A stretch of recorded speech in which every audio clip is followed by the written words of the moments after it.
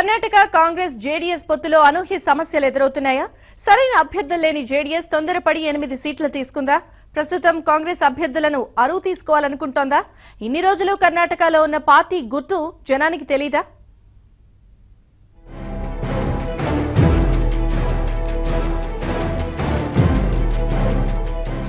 JDS పేరాసకు పోయిందా?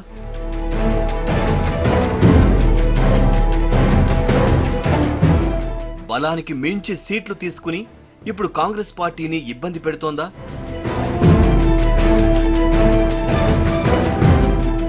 నలుగురు అభ్యర్థులను అరువు ఇవ్వండి బాబు అంటూ కాంగ్రెస్ ను బతిమాలుతోందా?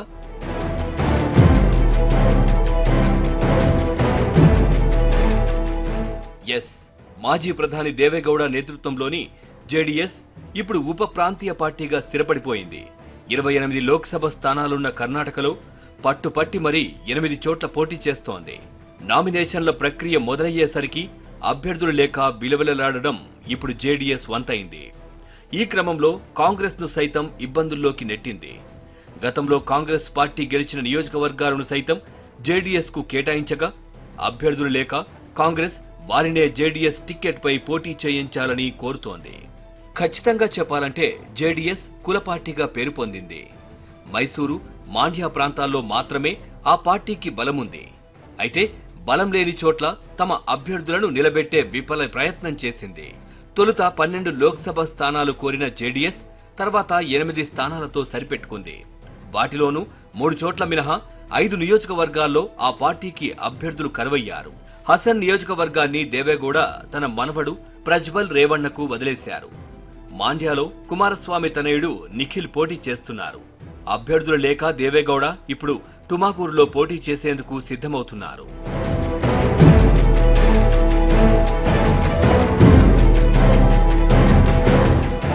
సంస్థాగత బలం లేని చోట్ల సీట్లు తీసుకుని జేడీఎస్ తప్పు చేసింది.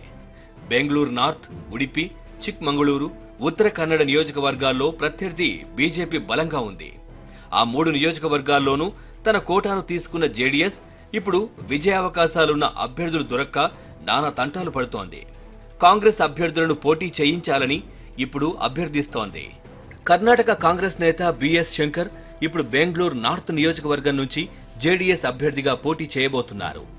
స్థానిక కాంగ్రెస్ నేతలు మాత్రం ఈ ప్రతిపాదనను జీర్ణించుకోలేకపోతున్నారు. అక్కడ 8 అసెంబ్లీ సెగ్మెంట్లుండగా 5 చోట్ల కాంగ్రెస్ ఎమ్మెల్యేలున్నారు. నియోజకవర్గాన్ని కాంగ్రెస్ కు వదిలేయాలన్నది వారి డిమాండ్. ఉడిపి, చిక్మంగళూరులో కాంగ్రెస్ కు చెందిన రాష్ట్ర మాజీ మంత్రి ప్రమోద్ మాధవరాజును పోటీ చేయించాలని జేడీఎస్ కోరుతోంది. అసెంబ్లీ ఎన్నికల్లో ఆయన స్వల్ప మెజార్టీతో ఓడిపోయారు. ఉత్తర కన్నడలోనూ 2-3 కాంగ్రెస్ నేతల పేర్లు పరిశీలనలో ఉన్నాయి. ఇక బీజాపూర్, విజయపురాలోనూ అభ్యర్థులు దొరకడం లేదు. జేడీఎస్ గుర్తు కూడా ఇప్పుడు పెద్ద సమస్యగా మారింది. పాత మైసూరు ప్రాంతం మినహా మిగతా చోట్ల పార్టీకి పెద్దగా ప్రచారం లేదు. పార్టీ గుర్తు చాలా మందికి తెలియదు. దానితో కాంగ్రెస్ నేతలు వచ్చి జేడీఎస్ గుర్తుపై పోటీ చేసినా పెద్దగా సాధించేదేమీ లేదన్న అభిప్రాయం వ్యక్తమవుతోంది. బీజేపీ కంచుకోటలను బద్దలు కొట్టే ప్రయత్నంలో ఇంతటి కన్ఫ్యూజన్ ఉంటే ఎలాగని కాంగ్రెస్ నేతలే ప్రశ్నించుకుంటున్నారు.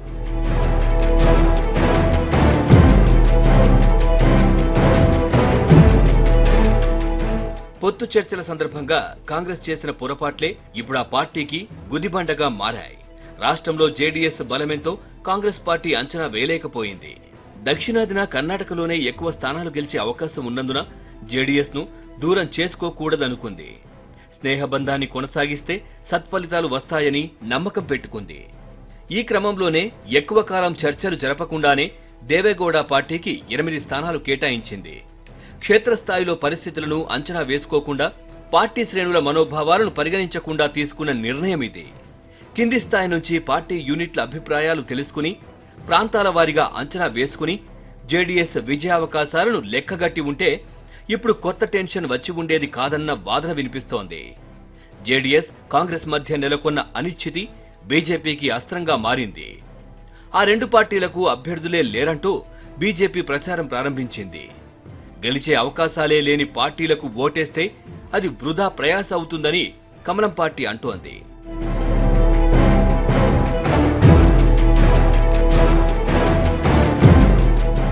మాండ్య లోక్సభ నియోజకవర్గం కూడా జేడీఎస్ కు తలనొప్పిగా మారింది. మాండ్యాలో దేవేగౌడ మనవడు నిఖిల్ పోటీ చేస్తున్నారు. గత ఎన్నికల్లో ఇక్కడ జేడీఎస్ గెలిచింది. అయితే మాండ్య ఎమ్మెల్యేగా ఉన్న అంబరీష్ చనిపోవడంతో ఆయన భార్య సుమలత కాంగ్రెస్ పార్టీని మాండ్య లోక్సభ సీటు అడిగారు. అప్పటికే ఆ సీటును జేడీఎస్ కు కేటాయించడంతో ఆమె కోరికను కాంగ్రెస్ నెరవేర్చలేకపోయింది. దానితో ఆగ్రహం చెందిన సుమలత ఇప్పుడు మాండ్య లోక్సభ స్థానంలో ఇండిపెండెంట్ అభ్యర్థిగా పోటీ చేస్తున్నారు. సీనియర్ నటి అయిన సుమలతకు సినీ రంగం నుంచి పలువురి మద్దతు లభిస్తోంది. తొలి ఎన్నికల సభలోనే సుమలతకు మంచి స్పందన వచ్చింది. ఈలోపే సుమలతకు బీజేపీ మద్దతు ఇచ్చింది. మాండ్య లోక్సభ స్థానంలో అభ్యర్థిని నిలబెట్టబోవడం లేదంది.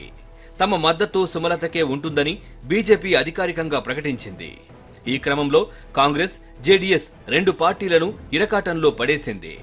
ఒక్కళ్లిగా సామాజిక వర్గానికి కంచుకోటగా భావించే మాండ్యలో బీజేపీకి అంతగా బలం లేదు. అయినా ఇటీవలి కాలంలో కమలం పుంజుకుంటోందన్న వాదనలు వినిపిస్తున్నాయి. దానితో మాండ్యాలో జేడీఎస్ ఇరకాటంలో పడినట్లేనని భావిస్తున్నారు. నిఖిల్ విజయం అంత సులభం కాదని వాదిస్తున్నారు.